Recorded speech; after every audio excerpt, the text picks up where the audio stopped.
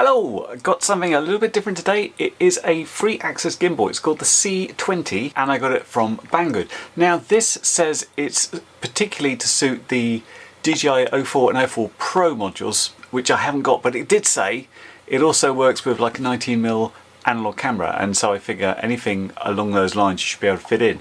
I hope so anyway. It's all in the box. Let's go close up, take a look and see what we've got. Okay, so what's in the box? And my main hope about this is it's not specific to the 04 unit, because if you saw my build of using an iFlight frame, that was, and it was really hard to use anything else in it. So I'm just going to grab all this stuff and get it out, basically, see what we're ending up with. So we have the gimbal itself, and within here we've got a little MPI cable that would go to your DJI camera, or hopefully a different camera.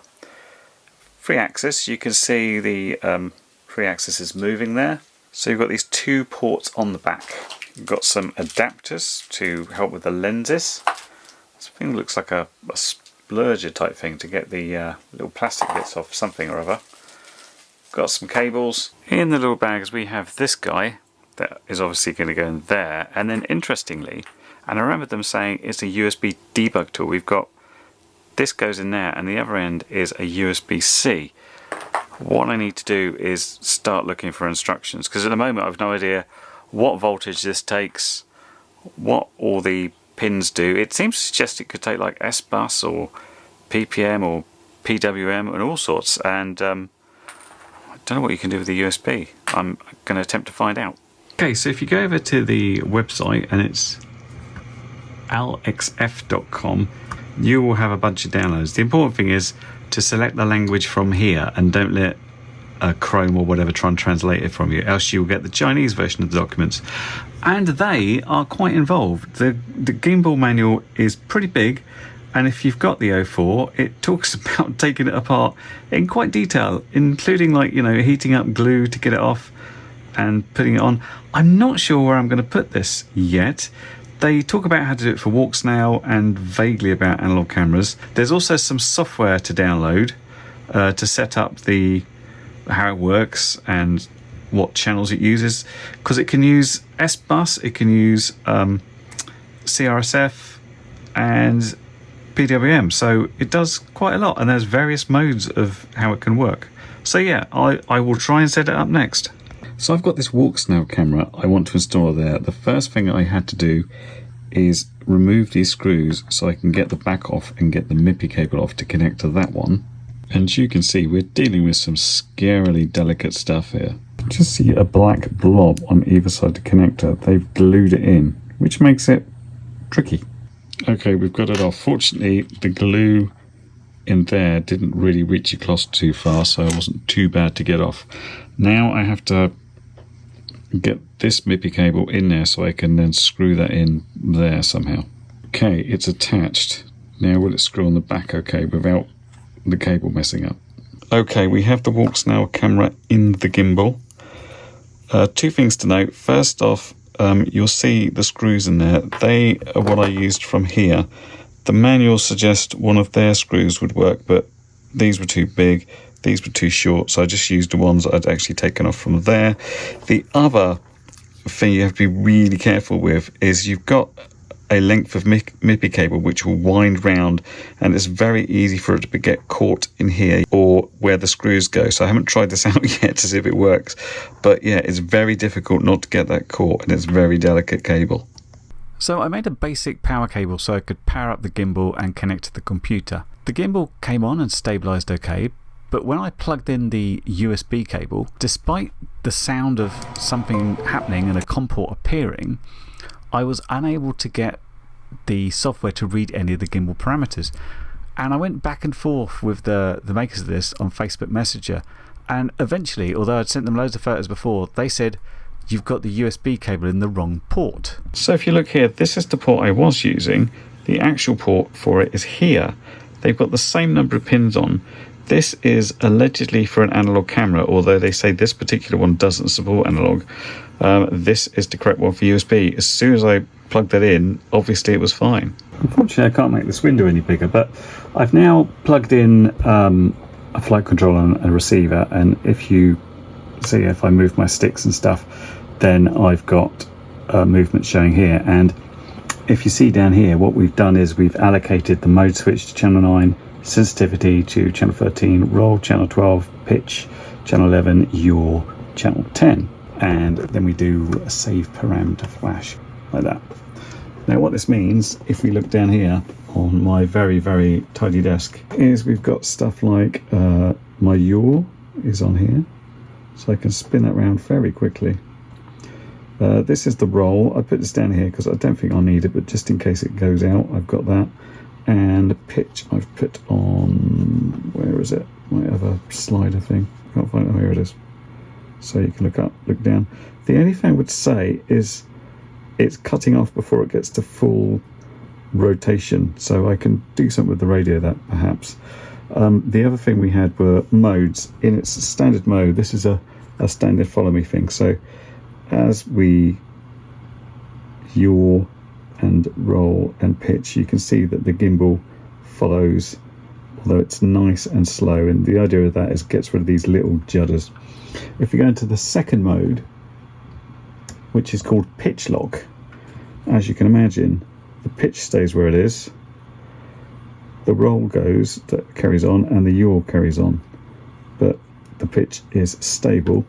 And the third mode is called horizon mode, and in this only the yaw changes, so up and down, left, right, you see it's steady there, and if we yaw it will follow us. Now, all I did to set this up is, this is my receiver, my RX pin goes onto there, and I'm basically taking this wire out of the same RX into here. You can actually use a few protocols here. I'm using CRSF RX, but you could use PWM on 4 channels, or you could use S-Bus as well. So that's pretty cool. Next thing I need to really do is find something to put this in. So this is what I made. This is the chassis of one of my cars, quite a big one. Takes two 5200 2 cells, and I've basically put in a new flight controller which runs off a low voltage because the previous one didn't. I've got my 14 channel ELRS receiver which also puts out a CRSF signal, so basically I go directly to the servos in the car. CSRF goes to here and then comes out to the gimbal. What I've got here is 2 massively long cables. This one is for the gimbal, so we need power, ground and CRSF. This one is for Walksnail. Now the reason these cables are so long, because I intend to put the camera here or here and have the VTX there. Obviously I can pin these down a bit more, but I can't put the gimbal just there, else these will be in the way. So I printed out this little thing and screwed the gimbal into it, and the idea is that the camera will go somewhere like here or here, possibly on the roof here. At this point I haven't actually connected the Walksnail VTX to it, which I really should, and then I can check the picture and decide if I'm going to sort of move it forward, backwards, if it needs to go up higher or whatever. Normally I wouldn't put anything on the chassis because this plastic thing will move around independently of the actual thing itself, but because this is a gimbal I thought this is a good idea. Okay, well here's something that's a bit of a pain when removing the camera MIPI cable from the VTX and connecting onto the gimbal. If you look at this one, it's quite straight, it's like the cable comes down the middle. The one supplies in the kit, the cable comes down and on that side, and what we're having in the Walksnail VTX is this thing, and this obviously will work for something where the cable goes down the middle, but not so much at the end. Now I don't want to just leave that open, so I'll have to come up with a thing to put there basically. Bit of a pain trying to print something that small and delicate, but it's holding and it's covering the basically the part where we don't want any dust and stuff to get in, so hooray. Perhaps I should have plugged the Walksnail in first, because what I have here is the normal reviewer's curse. I plugged all this in, I powered stuff up, gimbal powered up perfectly and could control. I looked in my Walksnail goggles and I had a signal because it told me the amount of volts the VTX was getting, but I had no picture from the camera. And I was like, oh no, is my camera bad or is this MIPI cable bad? And obviously you need to pin down these things, so what I did is take the camera off again, put it back on the original MIPI cable, connect that to the VTX, hey presto, I have a picture. So what we have here is some sort of dodginess in the MIPI cable, and it is a big cable. It goes throughout the gimbal and round loads of corners and stuff. It looks complicated to take out and change. Now, I did speak to the company that makes this. They're called ALLXF, or All XF, because they were reasonably helpful in helping me find in fact I'd plugged in the wrong port. But when I told them I had a problem with the cable and what should I do, their advice was buy a new one. Now, admittedly, I didn't buy them directly from those guys, but it threw me off a bit because I thought they'd have something a little bit more along the lines of customer services, like, oh, this may be a problem, try this, try that, or get a new cable from the person you bought it from. In this case, it's Banggood, and when I talked to Banggood, they were a lot more helpful, and they're trying to source a new cable for me. So I would be wary of ordering directly from the manufacturer in this case, because I'm not sure they can actually follow up with any proper customer service if something goes wrong. In my case, I'm going to have to pause this review now and wait until I get a replacement, and I will show you how to fit that, and hopefully that will work and we can take this car out for a spin that I spent hours working on creating. Well, some months have gone past, and what I got in the post several weeks ago was this cable. It looks like it's a decent sized MIPI cable which will certainly replace this one. However, I found out a bit more about it, and many thanks to Andy RC, who I had a conversation with, who mentioned about the fact that although MIPI cables are the same, DJI and Walksnail use different pins. And it turned out that Banggood had basically got me another cable that was wrong. This is a DJI cable, this is a DJI cable, and I plugged it in to make sure it didn't work, and it didn't. What I need is a Walksnail cable. Some more time passed, and I've just received this, which has some Chinese writing on, but it says Walksnail Moonlight. I mean, I'm not attaching it to a Moonlight camera, but fingers crossed it works, so I'm going to plug it in and test it out, and if that works, then we take this apart and see if we can fit it all back together. Fingers crossed again. Oh my god, so excited. We've just tested a new cable. Look, we've got a picture. The slightly scary thing now is I've got to get inside the gimbal and unpick where that MIPI cable goes and then put this one in replacement. But let's see how that goes next. Remove the pitch axis left side cover. Well, there is a video on the XF site, although it does seem to be slightly different in the moulding than I looked before. It's kind of, you have to take these internal things away and then slide the other thing down all the way. There's lots of steps to it, but I'll just try and get on with it. Not too far in, and it's looking very scary. I wish they'd remake it. Like, this section on the video has screws. In my thing, it is a sticker or something that's glued in place. That's a little bit more difficult to get off. Okay, the cable is out. This is to stay in the gimbal, and it strikes me that this just does not want to be disassembled. These are listed as having screws. In actual fact, you've got to get a pair of tweezers underneath and pry off the plastic. That's annoying. Look at my tweezers now. So the crucial thing is to order the right one for it. Right, now I have to put the new cable in and somehow reassemble it and hope it actually works. Just about finished reassembling now, and if you look very carefully here, you'll see there's a little bit of sort of tape round the MIPI cable where that sits over a chip, and you've got to be careful to align those all the way through. But yeah, I just got to put one cover on and then see if anything still works after that. Yay, we have picture on the goggles, and the gimbal is working fine whether I control it manually or move it around. So let's get this mounted and test it properly. Okay, progress. I've mounted the disc because this is quite solid. I started off here, but as I pushed it down, I saw that this was a little bit flexible. So I've just been setting this up on my radio, so the VTX is unattached at the moment, just making sure I got everything right. And I'm using my MT12 here, which doesn't have that many switches to set up. What I've done, I've gone gimbal mode on this switch, the 3 modes there, and then I've got yaw on this, so we can go like that, and pitch on this one here to do that. And then what I did, I I gave myself a sticky switch because this here, SC, is a single push. And if I do that, the idea is I could do like a bit of a quick look as I'm driving up and down on that. I found, as I said before, that we only need 50% for the full direction. It's like exactly 50%. So I don't quite know why that is, but what I did on the radio is, you'll see here for example, my yaw there, I've set the weight of 50, and I've done that with when my sticky switch is off. So that's pretty easy to set.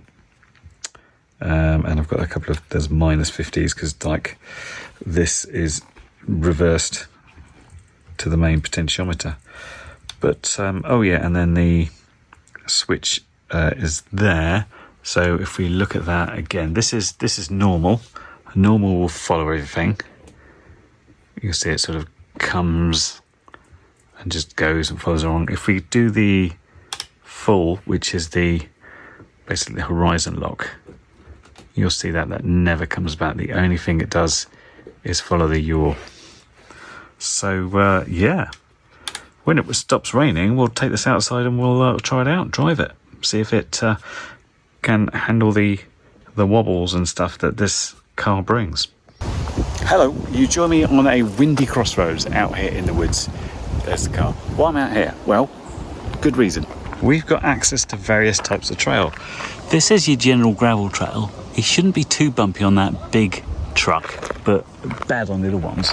And if we move over here, and as we move up this way, we get this real, like, big bits of stone, which is really very bumpy.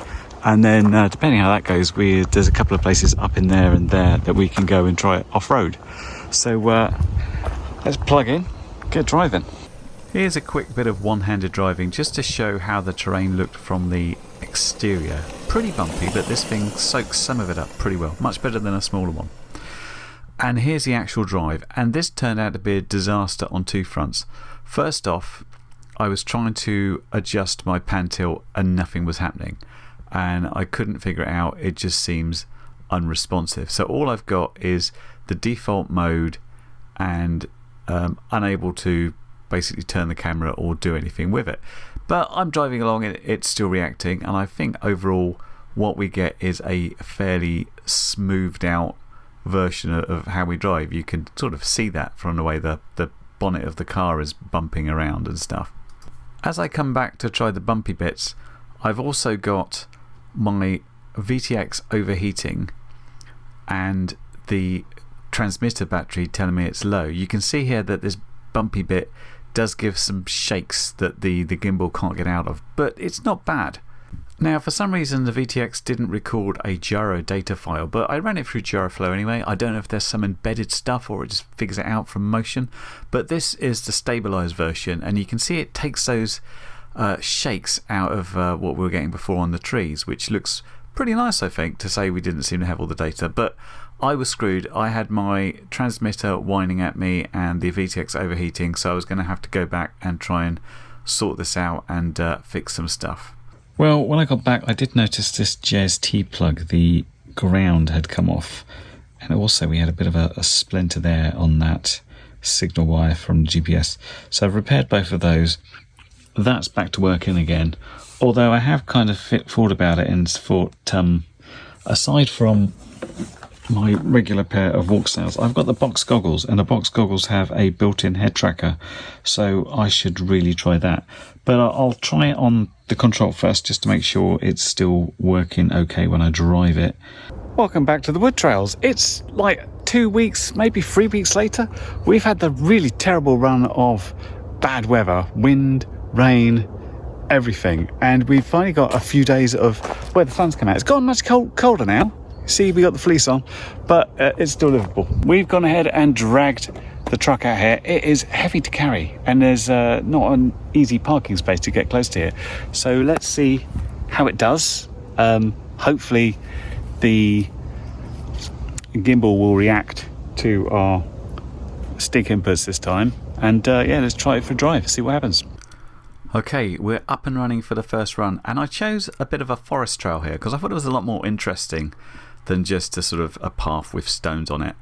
I start off using one of the potentiometers for turning, and I realise I'm just not going to be able to do that because the way you hold a ground control doesn't make it easy to do anything. On a regular radio where you've got sliders, I'm quite happy to control the pan tilt with like extra fingers, but on this one I switch it over to using the little joystick, which admittedly is a little bit erratic.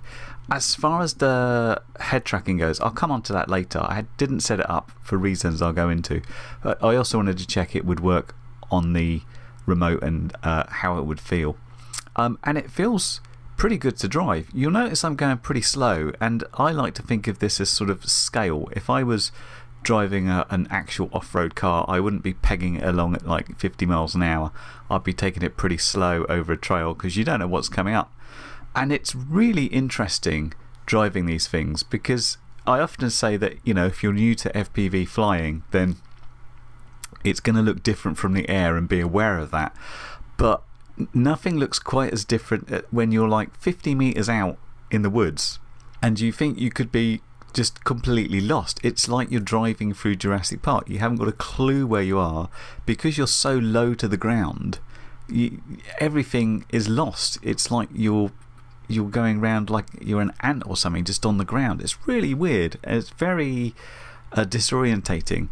Although I've got like an arrow, and I'm actually using Betaflight, where I basically said I have a quad, and I've just sort of hacked the bits I need to stop it doing anything. I've got the arrow there, but I wouldn't be confident about getting back on a sort of an open area, if you like, or going off down different paths. I know this is a straight path up and down, so I can get back quite happily.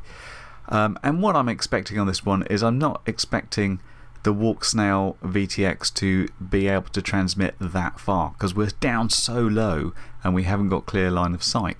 What I did as well to try and think about it not overheating is change the milliwatts from, I think I was on 700 down to 200, and I thought maybe that's going to keep it cool. It's a pretty cool day. It's like about 12 degrees, so I'm thinking like that will cool it down, and that wasn't the case at all. It overheated again, so by the time I got to the end and my turnaround sight just coming up here, it was telling me it was at 92 degrees and I had to really shift it back. But in terms of the smoothness of the ride and stuff, I mean, you got focus mode popping in here on Walksnail. Felt really good. I love to see the fact that you can see the bonnet, or the hood as you guys in the US would call it, bouncing around. You can just tell what a great job the gimbal's doing at keeping it nice and steady. This is on the leg where I'm coming back, and it's telling me that the VTX is overheating, so you can see I'm going a lot faster. And we do, at sort of this speed, get these little shakes in off the trees there.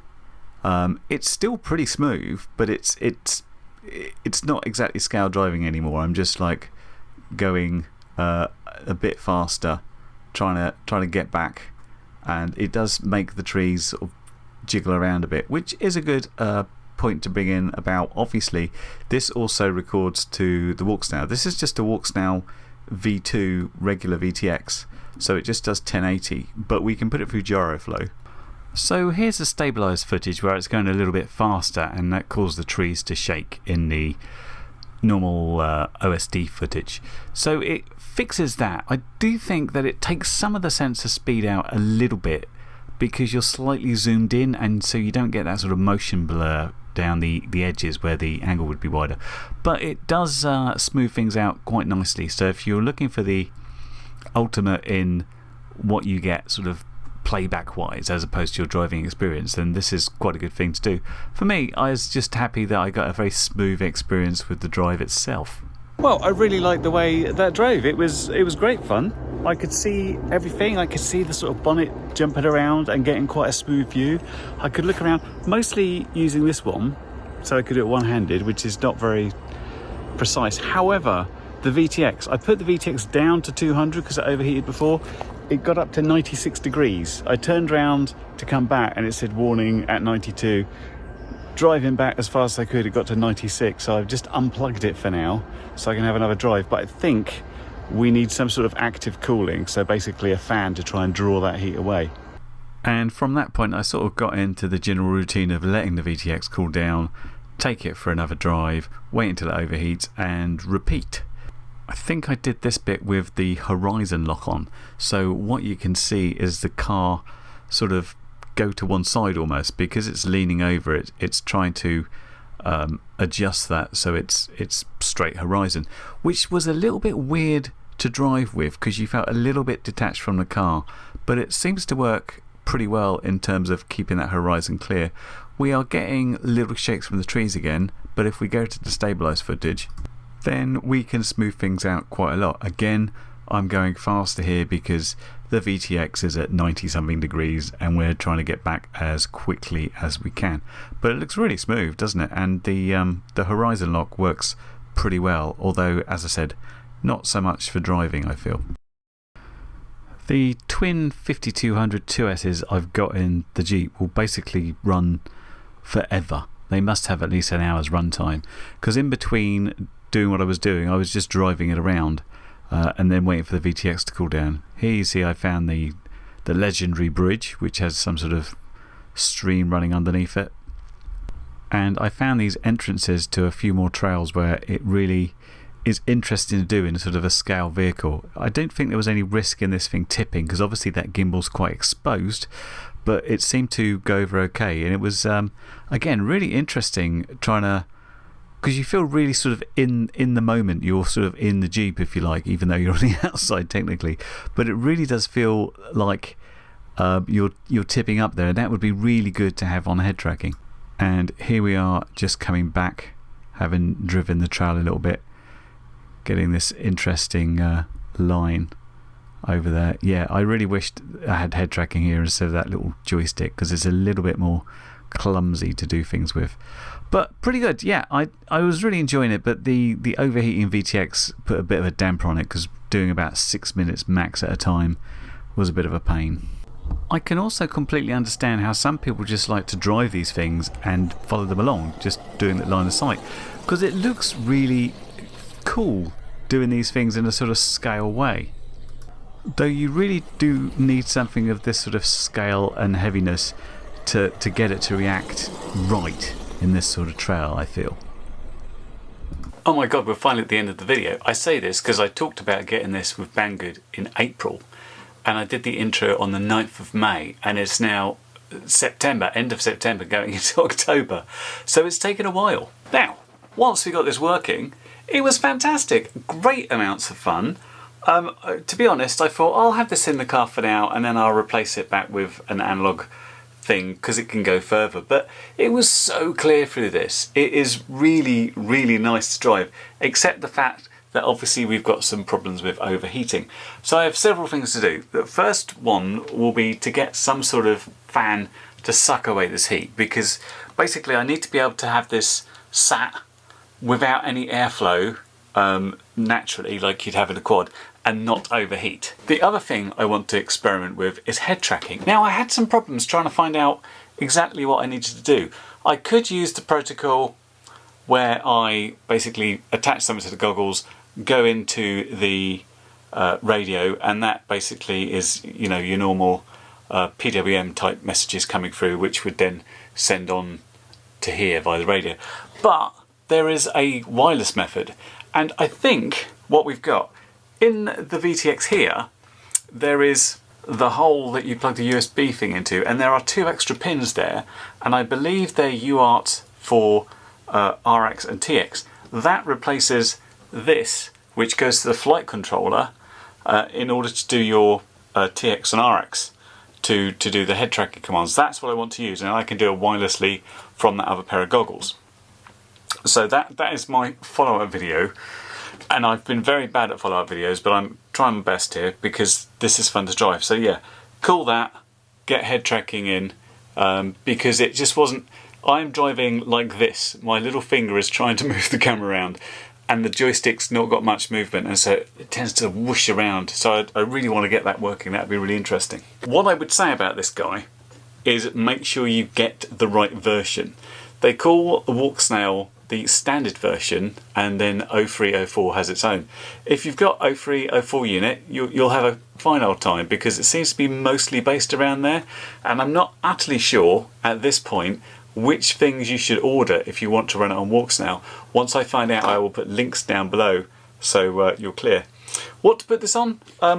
Basically a car or a fixed wing plane, I would suggest, where you either want head tracking controls or you want like a nice gimbal control so you can manually pan tilt. I'm not sure how I'd feel about it on a wing. It would seem a little bit weird because you're right on the nose.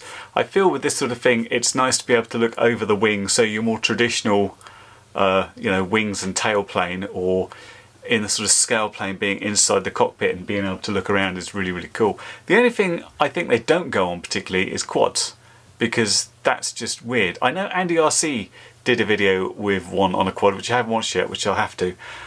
I expect that's quite an interesting situation, because it's not the type of flying where you're really looking around. But yeah, it worked really nice on the car, so I'm looking forward to getting the head tracking working, getting it cooled and having another go. In the meantime, this has been the XF C-20T 3-axis gimbal, which was kindly provided by Banggood a long time ago, and there'll be some links down below if you want to check it out in more detail. I hope that review's been helpful. I will catch you next one. Bye for now. Well, you've made it to the end of the video, so thanks once again for watching. If you like what you saw, then please consider subscribing, and if you really like what you saw, then be sure to check out the link to my blog for a variety of ways in which you can help support this channel.